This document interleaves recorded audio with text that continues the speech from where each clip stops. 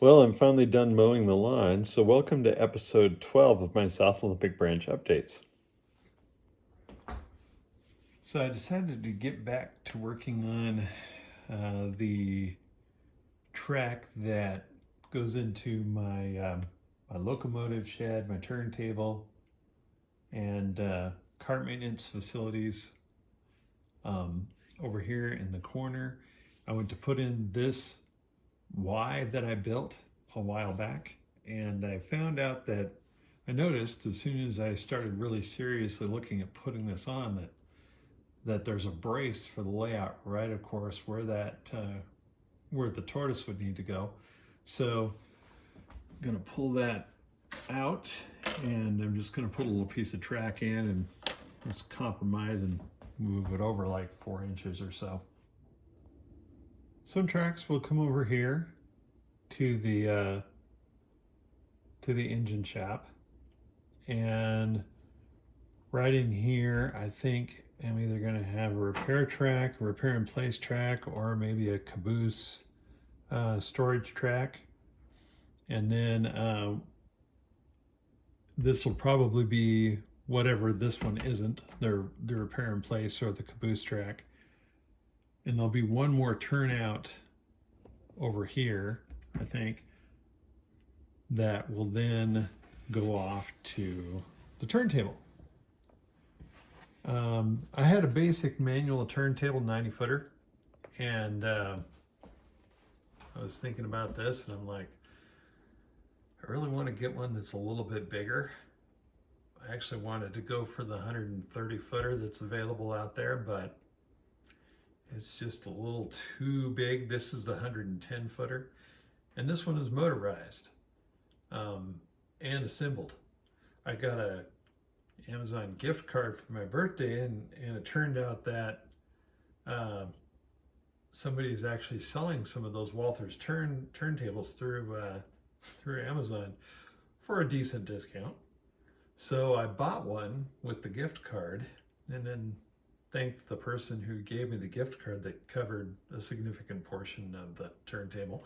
And here we are. I installed it, and I haven't, well, maybe I shouldn't say I've installed it because I haven't actually finished this yet. But I got the power to it, and I got power to the little control box here, even though it hasn't yet been placed. But this is also DCC compatible. You have to buy a different piece for it to get it to install that way. But I've already programmed a couple of tracks on it, and this thing's actually pretty neat. I didn't realize that you didn't have to put tracks in a specific location. You can actually put a track off of there and then adjust the turntable to where you want it, and then you go through a little step and program it, and there you go. And it's pretty neat. I've got it on track number 3 right now. If I go if I hit track and I tell it to go counterclockwise or clockwise and hit track again, it'll go to my current number 4. And again, if I hit track and then counterclockwise a couple of times, I can hit that again and it'll spin around the other direction. Pretty cool. I look forward to getting the module for DCC control, although it's not something I actually need like right this second. The other thing I like about having a motor on this thing that I didn't realize, didn't occur to me for some reason, is that has automatic tension on the bridge. When I had my manual one, I would push it to a location, but it wouldn't stay there. It would just kind of move on its own, which was rather annoying. But this does not, so that's neat.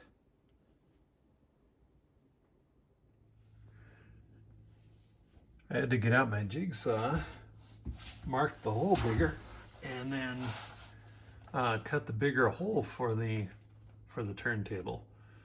You can see the connections off of it. There's one plug that has 4 wires in it. 2 of those wires are for the DCC or track power, because you can't actually run this, but you can actually have DC on there as well. But you can't use a DCC or the regular like DC power pack to drive it. It has to have its own power supply for running the motor. And then the little piece that you see that juts out to the right is the home sensor piece for it, so that it can recenter itself if it needs to. So the hardest part of this was, recutting the circle and then drilling some holes for the mounting screws that go from top to bottom. But other than that, it wasn't actually too bad to install it. This is a Y that I built for the Fast Tracks jig, and I want to use it, but it's a one-off, and I don't have the Fast Tracks quick sticks for this one. So I've been doing it the old-fashioned way, and there's probably a faster way of doing it, but I'm just taking my wood and cutting it. It's going to take me a while to do that, but I only have to do one this way. I forgot to mention that I'm using some cross ties to create the spacing for each of the longer cross ties as I go along here. I connected wires to the joiners underneath some of the rail. So I thought I'd show that I notched this tie to make room for those wires. Well, that took a long time, hand laying all those ties in there. I'm glad I don't do that all the time. Some folks will print out the Fast Tracks diagram and use that to lay the ties where they should be and cut them to length, which is probably a pretty smart thing to do. And if I did this all the time, or even more than once, I might do that. But anyway, I got to take it back out there so I can solder the feeder for the point, and then cut the gaps for that right here and here and there and there. And then once that's done, I can reinstall it, and I should have a almost functional Y. And then that means that the almost part is due to the fact that the tortoise isn't laid in there yet. Turnout's gapped, frog's wired, and we've got track to the turntable. There's no power to this section yet, so can't run a locomotive across there, but that passenger car did roll all the way. Something I knew I was going to struggle with was painting some of the stuff at the chemical plant, because it's silver, and I've always had bad luck painting silver, whether I was trying to paint it with a brush or an airbrush or whatever. Even the rattle cans of paint from various hardware stores. In desperation today, I got a can of Tamiya, and this is a 3D printed model that was done by a friend of mine. I believe Chip Van Gilder designed it, and a guy by the name of Nathan Rich printed it with his resin printer, and it came out black. You can see the black color in there. And I've been trying to paint this with some other stuff for a while, and it wasn't doing the job. But that Tamiya, I think they called it Silver Leaf rattle can, painted it. This thing started out blue, like that color, but one shot with that stuff made it all nice and silver. So that's really good. And then I did some roof panels that I have for Rick's buildings. Occasionally you'll see, those roof panels that were left silver. And there again, that's another one that I've kind of struggled with. So I'm pretty happy with that paint.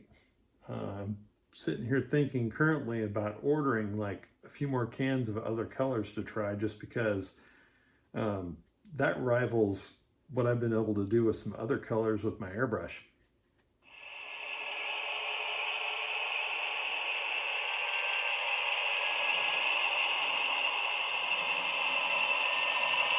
Gonna end this episode with a little spin.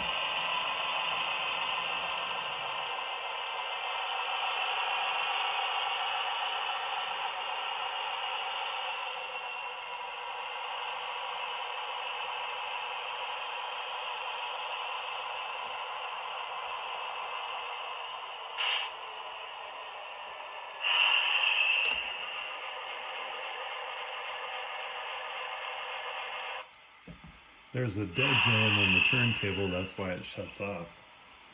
That allows for auto reversing, so there's no short.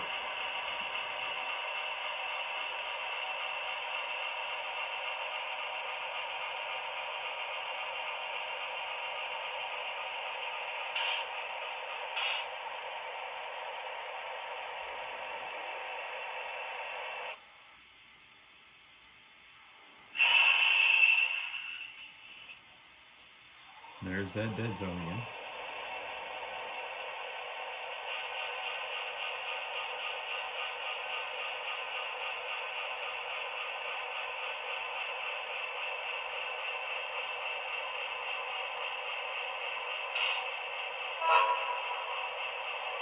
Hope you all enjoyed episode 12.